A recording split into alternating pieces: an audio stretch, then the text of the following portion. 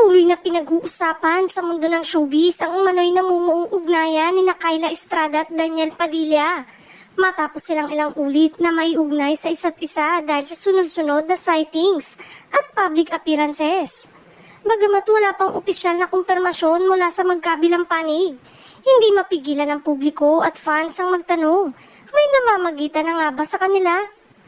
Naging mas mainit ang usapan nang mapansin ang dalawa na magkasama sa ilang event at pribadong lakad. Ayon sa mga nakasaksi, kapwa raw relax at komportable ang dalawa sa isa't isa.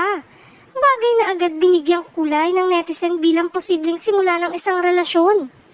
Dahil dito, mabilis na kumalat sa social media ang mga larawan at video clips na lalong nagpasigla sa espekulasyon.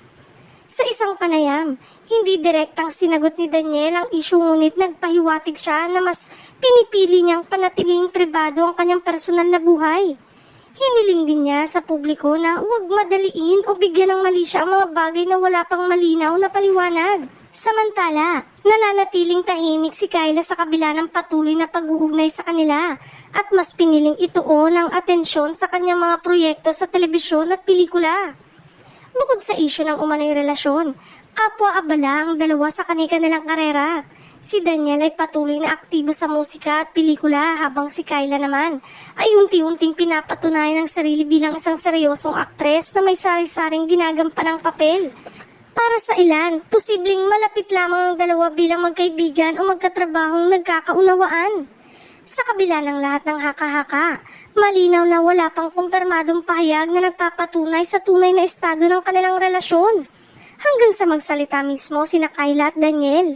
Nananatiling usap-usapan lamang ang lahat. Isang paalala na sa likod ng kasikatan, may pribadong buhay pa ring nais pangalagaan ng mga artista.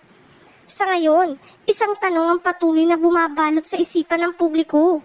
Kaibigan lamang ba o may mas malalim lang na kwento sa pagitan ni Kyla Estrada at Daniel Padilla?